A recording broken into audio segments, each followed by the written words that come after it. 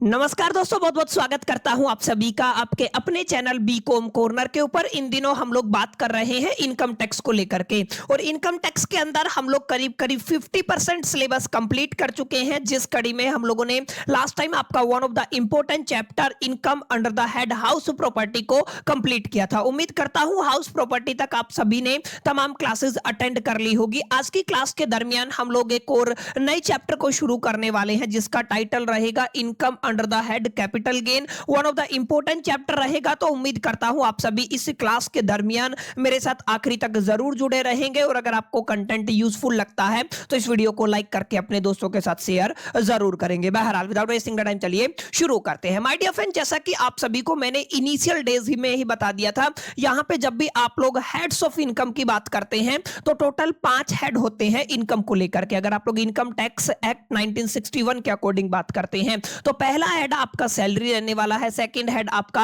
House property रहने वाला है, तीसरा हेड इसी कड़ी में आपका कैपिटल गेन रहेगा, चौथा हेड आपका बिजनेस प्रोफेशन से इनकम रहता है, और लास्ट एंड फाइनल हेड आपका अदर सोर्सेज रहता है। तो टोटल अगर आप लोग देखेंगे तो आपके पूरे सिलेबस के अंदर हमें इन्हीं 5 हेड को ही पढ़ना है। इन 5 हेड के अंदर से एक हेड आपका क्या है, that is the capital gain. अभी मैं आपको समझाऊंगा कैपिटल गेन का क्या मीनिंग होता है। यानी अगर आप लोग सिंपल लैंग्वेज में समझना चाहें, अगर आपने पढ़ा हो हेड्स ऑफ इनकम की अगर आप लोग बात करते हैं तो हेड्स ऑफ इनकम के अंदर हमने क्या पढ़ा है, टोटल 5 हेड होते हैं, जहां पे पहला हेड हम लोगों ने क्या किया था, कंप्लीट आपका सैलरी, जो 17 क्लासेस में मैंने आपको पढ़ाया था। सेकंड हेड आपका हाउस प्रॉपर्टी रहेगा। तीसरा हेड जो हम लोग कवर करेंगे that is a capital gain. इसको क्या बोलते हो आप लोग, इसको आप लोग बोलोगे यहाँ पे कैपिटल गेन। तो ये जो कैपिटल गेन है ये आपका तीसरा हेड रहने वाला है।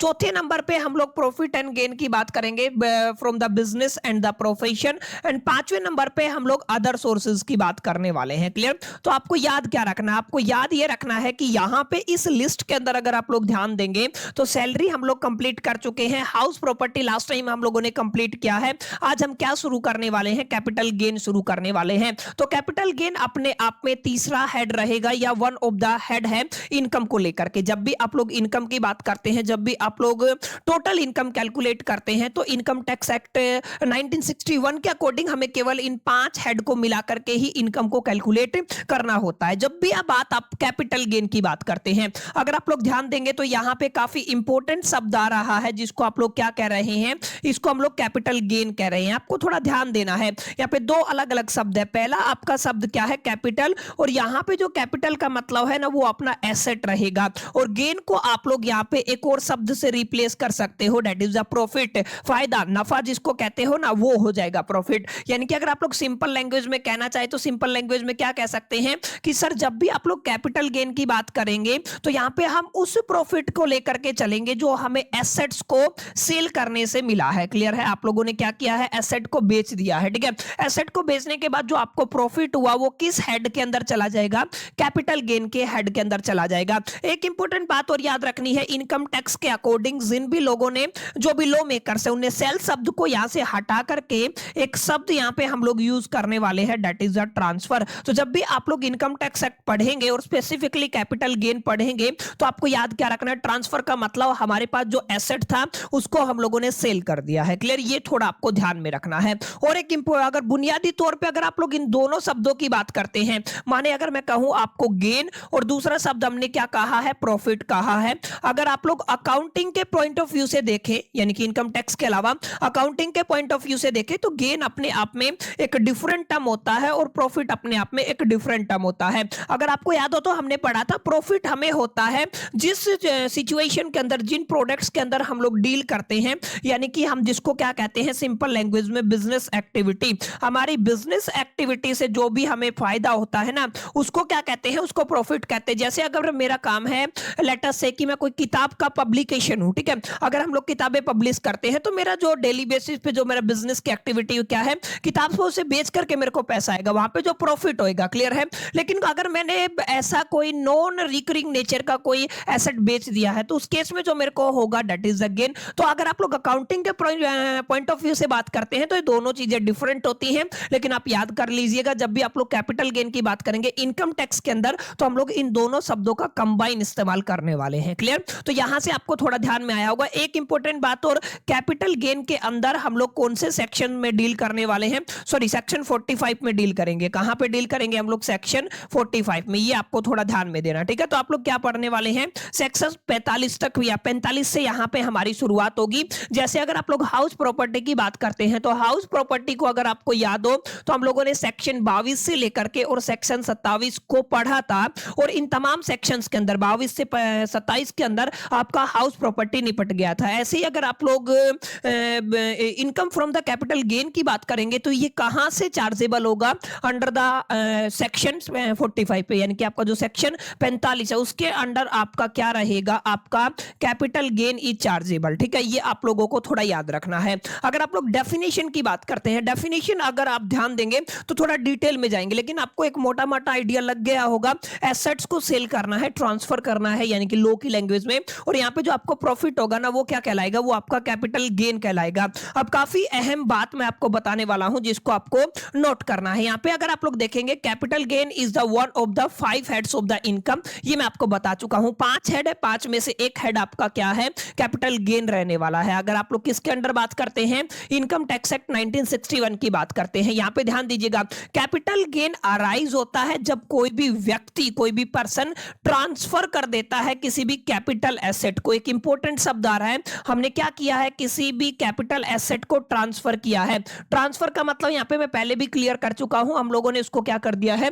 बेच दिया है। किसको बेचा है? कैपिटल एसेट को। अब कैपिटल एसेट का अपना एक मीनिंग होता है जो आगे एक सेक्शन आएगा जहां पर हम लोग इसको डिटेल में चर्चा करने वाले हैं। अभी आपको केवल इतना ही समझना है, it arises when a person transfer A capital asset during the previous year. Previous year आप सभी को पता है जिस साल आप इनकम गेन करते हैं, and the earn the profit और गेन। आप लोग क्या कह सकते हैं? आपने प्रॉफिट कमाया या गेन किया, तो उस केस में आप लोग क्या कहेंगे? This is the capital gain. इसको क्या बोला जाता है? कैपिटल गेन बोला जाता है। फिर से बता रहा हूं, सेक्शन 45 के अंदर आपका चार्जेबल रहेगा income under the capital gain, जो आपका हेड रहेगा। क्लियर? तो ये आपको थोड़ा ध्यान में देना है कि ये बुनियादी तौर पे बहुत सिंपल बात है, ठीक है। तो कैपिटल गेन का मीनिंग आपको मैं उम्मीद करता हूं समझ में आ गया होगा कि सर कैपिटल गेन का क्या मीनिंग होता है। अगर आप लोग थोड़ा आगे चलते हैं, यहां पे देखिए बेसिस ऑफ द चार्ज की अगर आप लोग बात करते हैं तो सेक्शन 45 के अंदर थोड़ा डिटेल में डेफिनेशन आ गया है। डिटेल में डेफिनेशन क्या कहता है? आपको सबसे पहले क्या होना चाहिए? अगर आपके पास या तो प्रॉफिट हुआ हो या तो गेन हुआ हो, किसकी वजह से हुआ है ये प्रॉफिट और गेन? ये आपने ट्रांसफर किया है किसी भी कैपिटल एसेट को। किसकी बात होगी? ये कैपिटल एसेट को। कब ट्रांसफर किया है? किसी भी प्रीवियस ईयर के दरमियान, ठीक है। ये क्या होगा? आपका चार्जेबल होगा अंडर द हेड। अगर इनकम टैक्स की बात करते हैं, under the head capital gain. ये आपको थोड़ा ध्यान में देना है। और कैपिटल गेन कौन से सेक्शन से जुड़ा हुआ है? किस सेक्शन के अंडर होगा? ये 45 सेक्शन के अंडर होगा। आगे एक इंपॉर्टेंट बात है, and shall be deemed to be the income tax of the previous year in which the transfer took places. मतलब एक इंपॉर्टेंट बात आप लोग याद रखिएगा, कई कई सिचुएशन में हम लोग अपनी प्रॉपर्टी को सेल तो करते हैं, लेकिन ना तो हमारा वहां पे प्रॉफिट मोटिव होता है, ना ही हमारा कोई गेन मोटिव होता है, बल्कि कोई अलग अलग सर्कमस्टांसेस होती है। लेट अस से कि एक ऐसी जगह पे प्रॉपर्टी है जिसकी कंडीशंस फेवरेबल नहीं होती है, तो हम क्या करते हैं? हम सोचते हैं कि यहां से प्रॉपर्टी को हमको सेल कर देना है, अपने एसेट को सेल कर देना है, कहीं और शिफ्ट हो जाते हैं, माहौल हमें नहीं जम रहा है। तो उस केस में आपको एग्जम्पशन भी देखने को मिलता है, माने एग्जम्प्ट भी देखने को मिलता है, जो आप लोग आगे पढ़ेंगे। यहां पे आप लोग सेक्शन 54 से शुरुआत करने वाले हैं। आगे मैं डिटेल में समझाऊंगा, वरना अभी आपको कंफ्यूजन होगा। अभी के लिए हमने क्या पढ़ा? हमने पढ़ा सेक्शन 45 की डेफिनेशन क्या कहती है और कैपिटल गेन का अपना जर्नल मीनिंग क्या होता है। उम्मीद करता हूं ये बात आपको क्लियर रही होगी कि सर कैपिटल गेन हमें समझ में आ गया कि जब भी हम एसेट को ट्रांसफर करेंगे, अगर आप सिंपल लैंग्वेज में बात करते हैं, एसेट को हमें सेल करना है, उस सिचुएशन में हमें जो इनकम होगी वो सेक्शन 45 के अकॉर्डिंग चार्जेबल होगी under the head in capital gain. Clear? ये आपको थोड़ा ध्यान में रखना है। अगर आप लोग थोड़ा आगे चलते हैं तो ध्यान रखिएगा, जो आपका एक शब्द आया था, क्या था? एक शब्द जिसको आप लोगों ने क्या बोला था? एक तो शब्द हमने क्या कहा था? एक इंपॉर्टेंट शब्द है जिसको हमने कहा था ट्रांसफर। क्लियर है? आप लोग क्या कहते हैं इसको? ट्रांसफर। ट्रांसफर का मतलब बेचना है, यहां पे आपका ये हो गया था। अगर आप लोग ध्यान देंगे तो दूसरा इंपॉर्टेंट शब्द क्या था? That is the capital asset. हम लोग एसेट की बात नहीं कर रहे हैं, हम किसकी बात कर रहे हैं? कैपिटल एसेट की बात कर रहे हैं। याद क्या रखना है, जब भी आप लोग सर कैपिटल एसेट की बात करेंगे तो इसका एक्सप्लेनेशन सेक्शन 2 सबसेक्शन 14 के अंदर किया गया है। क्लियर? अगर आप लोग ध्यान देंगे तो इसका एक्सप्लेनेशन कहां पे किया गया है? सेक्शन 2, और सबसेक्शन कितना रहेगा? 14 रहेगा। अभी अगर आप लोग बेसिक डेफिनेशन डेफिनेशन देखेंगे किताब खोल करके तो कुछ इसी तरीके की डेफिनेशन आपको किताब के अंदर दिखेगी, लेकिन अभी आगे मैं इसको थोड़ा डिटेल में जाकर के एग्जामिनेशन के पॉइंट ऑफ व्यू से भी समझाने वाला हूं। पहले एक बार डेफिनेशन पढ़िए, देखिए क्या कहता है।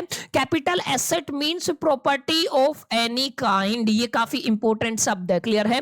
आप लोग क्या कह रहे हैं, कोई भी प्रॉपर्टी, किसी भी तरीके की जो प्रॉपर्टी है, ठीक है, तो यहाँ पे क्या शब्द लिखा हुआ है आपका, प्रॉपर्टी ऑफ एनी काइंड। कोई भी किसी भी तरीके की जो प्रॉपर्टी है वो किसके अंदर इंक्लूड की जा सकती है, कैपिटल एसेट के अंदर इंक्लूड की जा सकती है। ये फिक्स्ड और सर्कुलेटिंग हो सकती है। फिक्स्ड और सर्कुलेटिंग माने आप जहां पे जैसे फिक्स्ड एसेट किसे बोलते हो, शेयर्स को बोलते हो जो आपके सर्कुलेट होते रहते हैं, ठीक है। तो यहां पे आप लोगों का जो एसेट, आपकी जो प्रॉपर्टी है वो फिक्स्ड और सर्कुलेटिंग हो सकती है। एक होती है आपकी टेंजिबल और एक होता है आपका इनटेंजिबल। आप सभी को याद होगा टेंजिबल वो एसेट्स होते हैं जिनको हम लोग टच कर सकते हैं, फील कर सकते हैं, महसूस कर सकते हैं, एक्सपीरियंस कर सकते हैं। जैसे अगर आप लोग लैंड एंड बिल्डिंग की बात करेंगे, मशीनरी की बात करेंगे, ये तमाम ऐसी चीजें हैं जो क्या है, टेंजिबल एसेट के अंदर आती हैं। लेकिन इनटेंजिबल एसेट्स वो होते हैं जिनको हम लोग टच नहीं कर सकते, फील नहीं कर सकते। जैसे अगर आप लोग एग्जांपल की बात करते हैं, आपका जो ब्रांड है उसकी आप लोग गुडविल में मान लीजिए, अगर आप लोग ट्रेडमार्क की बात कर लीजिए, आप लोग पेटेंट्स की बात कर लीजिए, ये कुछ ऐसे एसेट्स होते हैं जो किस कैटेगरी में चले जाते हैं, इनटेंजिबल की कैटेगरी में चले जाते हैं। कोई फर्क नहीं पड़ने वाला अगर आपका जो एसेट है वो फिक्स्ड है, सर्कुलेटिंग है, इससे भी कोई फर्क नहीं पड़ेगा टेंजिबल है कि इनटेंजिबल है। अगर वो एसेट एसएससी होल्ड करता है, एसएससी क्या करता है, होल्ड करता है, तो जो कोई भी तरीके की प्रॉपर्टी है ना वो क्या कहलाएगी, कैपिटल एसेट कहलाएगी। लेकिन लेकिन लेकिन यहाँ पे इस प्रॉपर्टी को भी आगे इन्होंने जस्टिफाई किया है कि सारी प्रॉपर्टी तो बहुत एक बड़ा शब्द है। अब यहाँ पे भी हम लोग काफी इंपॉर्टेंट बातें आपको बताएंगे जिनको आपको ख्याल में अपने जहन में रखना है। जैसे यहाँ पे बोला है, यहाँ पे हम लोग कुछ बातें हैं जो इंक्लूड करके चलेंगे, कुछ ऐसी बातें हैं जो हम लोग एक्सक्लूड करके चलेंगे। हमें क्या क्या इंक्लूड करना है, हम लैंड इंक्लूड करके चलेंगे, बिल्डिंग इंक्लूड करके चलेंगे। प्रॉपर्टी की बात हो रही है, हाउस प्रॉपर्टी का आप लोग लेके चल सकते हैं, आप लोग शेयर लेके चल सकते हैं, सिक्योरिटीज लेके चल सकते हैं, बॉन्ड्स लेके चल सकते हैं, डिबेंचर को इंक्लूड कर सकते हैं, ज्वेलरी को इंक्लूड करके चलेंगे, पेंटिंग्स को, आर्कियोलॉजिकल कलेक्शन को यहाँ पे आप लोग इंक्लूड करके चलेंगे, गुडविल हो, ट्रेडमार्क हो, पेटेंट्स हो, राइट्स हो, ये तमाम चीजें हैं जो इंक्लूड होती हैं। एक्सक्लूड क्या होता है, देखिए स्टॉक इन ट्रेड एक्सक्लूड होएगा, कंज्यूमेबल स्टोर है जो आपका एक्सक्लूड होएगा, रॉ मटेरियल एक्सक्लूड होगा, ठीक है। अगर आप लोग देखेंगे personal movable asset like the cloth, furniture, car etcetera exempted क्या है आपका, ज्वेलरी हो गया है, आर्कियोलॉजिकल कलेक्शन हो गया है, ड्राइंग हो गया है। अगर आप लोग agriculture land in rural area की बात करते हैं तो ये भी क्या है, यहाँ पे एक्सक्लूड किया गया है। अब यहां से आपको इतना क्लैरिटी नहीं मिलेगा जितना क्लैरिटी इस स्लाइड से मिलेगा। ध्यान दीजिएगा, इस स्लाइड के अंदर मैंने सेक्शन 224 को बहुत डिटेल में एक्सप्लेन किया है, बहुत अच्छे से एक्सप्लेन किया ताकि एक एक चीज आपको क्लियर समझ में आए। यहां से आपको पता चलेगा कैपिटल एसेट की डेफिनेशन क्या होती है। कैपिटल एसेट का मतलब होता है प्रॉपर्टी ऑफ एनी काइंड, किसी भी तरीके की property held by the assessee. जिसको कौन हेल्ड करता है, एसएससी करता है, वो चाहे बिजनेस से जुड़ी हुई हो चाहे नहीं जुड़ी हुई है, बिजनेस और प्रोफेशन से जुड़ी है या नहीं जुड़ी है, इससे कोई फर्क नहीं पड़ेगा। एसएससी अगर कोई भी प्रॉपर्टी हेल्ड करता है तो उसे हमें किस में इंक्लूड कर सकते हैं, कैपिटल एसेट की कैटेगरी में इंक्लूड कर सकते हैं। द टर्म एसेट इंक्लूड, यहाँ पे क्या इंक्लूड होता है, all type of the properties whether the movable और इमूवेबल। अब यहाँ पे अगर आप लोग ध्यान देंगे दो शब्द है, एक तो क्या है आपका मूवेबल और एक दूसरा क्या है आपका इमूवेबल। इमूवेबल और मूवेबल में क्या फर्क होता है, एक ऐसी प्रॉपर्टी जो मूव कर सकती है, ऐसा एसेट जो मूव कर सकता है।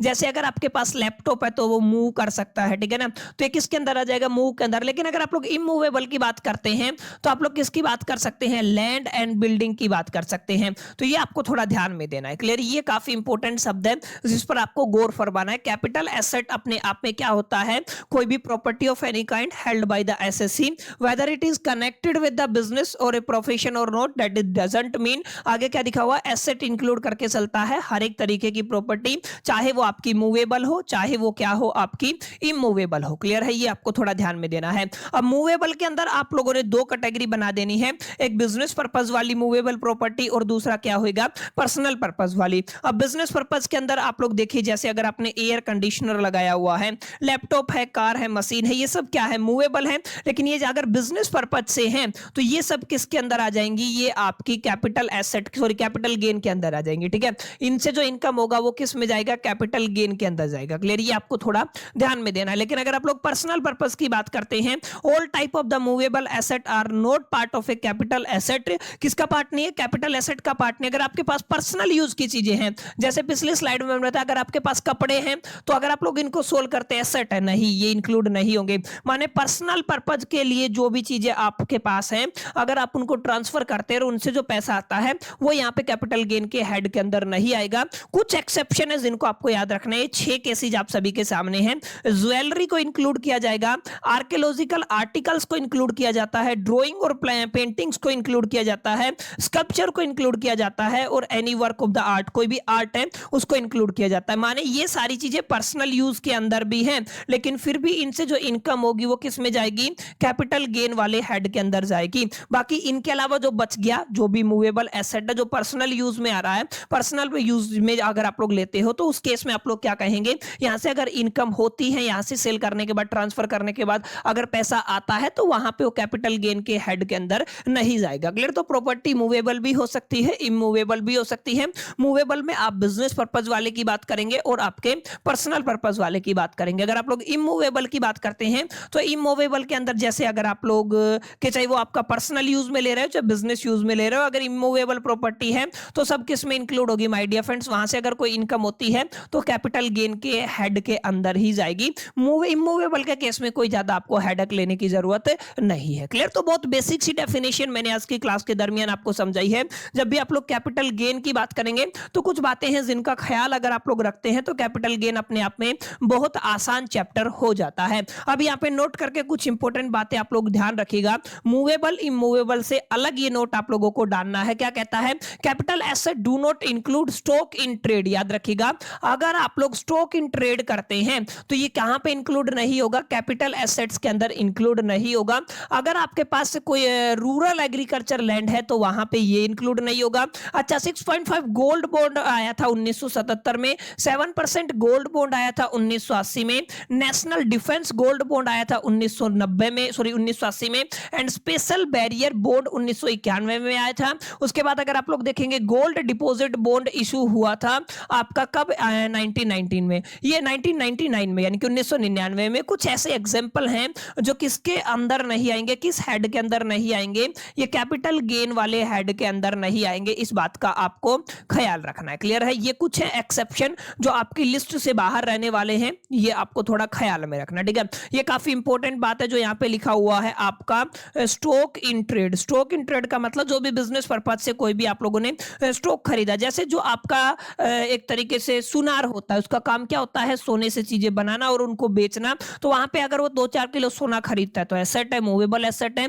तो वहां पे जो इनकम होगा क्या कैपिटल गेन के हेड में जाएगा, नहीं जाएगा, क्योंकि उसने जो वो चीजें खरीदी वो किस पर्पज से खरीदी है माय डियर फ्रेंड्स, वो आपके स्टॉक इन ट्रेड पर्पज से खरीदी है, दैट्स व्हाई। क्लियर है, तो आपको याद रखना है क्या क्या इंक्लूड नहीं है, स्टॉक इन ट्रेड इंक्लूड नहीं है, रूरल एग्रीकल्चर लैंड इंक्लूड नहीं है, 6.5% गोल्ड बॉन्ड 1977 वाला, 7% गोल्ड बॉन्ड 1980 वाला, नेशनल डिफेंस गोल्ड बॉन्ड 1980 वाला, स्पेशल बियरर बॉन्ड 1991 में आया था, गोल्ड डिपॉजिट बॉन्ड जो आया था 1999 में। ये तमाम चीजें कैपिटल एसेट से एक्सक्लूड की गई हैं, इंक्लूड इनको हम लोग करके नहीं चलते हैं। बहुत बेसिक बात है। क्लियर, उम्मीद करता हूं यहां तक चीजें क्लियर रही होंगी। एक छोटी सी स्लाइड और आपको याद रखनी है, कैपिटल एसेट आप सभी ने पढ़ लिया, मूवेबल हो सकता है, इमूवेबल हो सकता है। मूवेबल के केस में 2 कैटेगरियां बन गई, बिजनेस पर्पज और आपका पर्सनल। पर्सनल के अंदर कुछ एक्सेप्शन है, बाकी सबको आपको कैपिटल गेन में इंक्लूड नहीं करना है। और अगर आप लोग बात करते हैं इमूवेबल तो वो तो कैपिटल गेन के हेड में आएगा, चाहे पर्सनल यूज हो चाहे बिजनेस यूज हो। क्लियर है, यहाँ पे ध्यान क्या देना है, ध्यान ये देना है अगर आप लोग कैपिटल एसेट्स के नेचर की बात करते हैं तो यहाँ पे 2 नेचर बन जाते हैं, एक आपका शॉर्ट टर्म कैपिटल एसेट बनता है, एक आपका लॉन्ग टर्म कैपिटल एसेट बनता है। Long term capital asset is explain under the section 2 subsection 29A। अगर आप लोग शॉर्ट टर्म की बात करते हैं तो यहाँ पे आपका एक्सप्लेनेशन दिया गया है सेक्शन 2 सबसेक्शन 42A के अंदर। अब यहाँ पे देखिए लॉन्ग टर्म एसेट की डेफिनेशन क्या दी गई है, 3 नंबर में डेफिनेशन है, 5 नंबर में डेफिनेशन है, आपको एज इट इज डेफिनेशन लिख के आनी है। Long term capital assets which is not short term capital asset, ऐसे एसेट जो क्या नहीं है, शॉर्ट टर्म कैपिटल एसेट नहीं है। हाँ, हालांकि इन्होंने शॉर्ट टर्म कैपिटल एसेट की अपनी एक डेफिनेशन दी है, शॉर्ट टर्म जो कैपिटल एसेट है उसकी डेफिनेशन एक्सप्लेन करनी है, लेकिन लॉन्ग टर्म में केवल आपको यही ही डेफिनेशन लिख के आनी है, चाहे ये सवाल 6 नंबर में आए चाहे 5 नंबर में आए। Long term capital asset which is not a short term capital asset, ऐसे कैपिटल एसेट जो क्या नहीं है, शॉर्ट टर्म नहीं है, वो ऑटोमेटिकली क्या हो जाएंगे, लॉन्ग टर्म हो जाएंगे। लॉन्ग टर्म कैपिटल एसेट के अंदर according to the section 242A section के अकॉर्डिंग आपकी 3 कैटेगरियां बन जाती है। पहली है आपके 12 महीने वाली, दूसरी है आपके 24 मंथ वाली, तीसरी है अदर एसेट्स के अंदर 36 महीने वाली। माने यहाँ पे कितने मंथ की बात हो रही है, 36 मंथ की बात हो रही है। यहाँ पे आपके 24 महीने की बात हो रही है, यहाँ पे आपको क्या करना, 12 महीने। 12 महीने के अंदर अगर आप लोग देखेंगे तो लिस्टेड प्रीफरेंस शेयर की बात होगी, listed debenture, listed bond, listed government securities और जीरो कूपन बॉन्ड की यहाँ पे बात होगी। अलॉन्ग विद जो आप म्यूचुअल फंड से जो इक्विटी है वो भी किसके अंदर आएगी, वो 12 मंथ के अंदर आएगी। ठीक है, 12 मंथ वाले क्राइटेरिया के अंदर यहाँ पे हम लोग इसको इंक्लूड करके चलेंगे। तो ये किस में जाएगा, शॉर्ट टर्म कैपिटल एसेट में जाएगा, याद करने की बात है।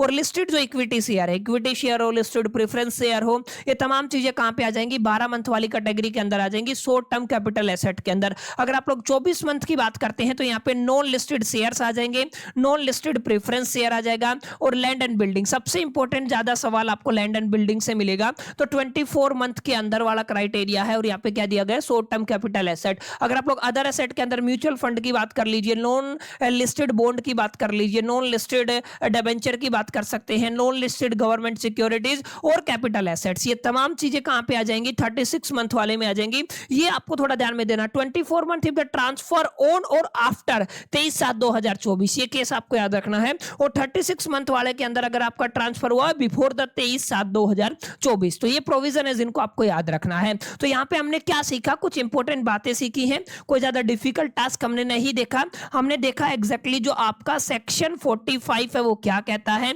ये आपको कैपिटल गेन के बारे में बताता है। ठीक है, कैपिटल गेन, जब आप लोग कैपिटल गेन की बात करते हैं तो यहाँ पे 3 इंपॉर्टेंट शब्द निकल के आते हैं। एक शब्द होता है आपका ट्रांसफर, ट्रांसफर का मतलब बेचना होता है यहाँ पे।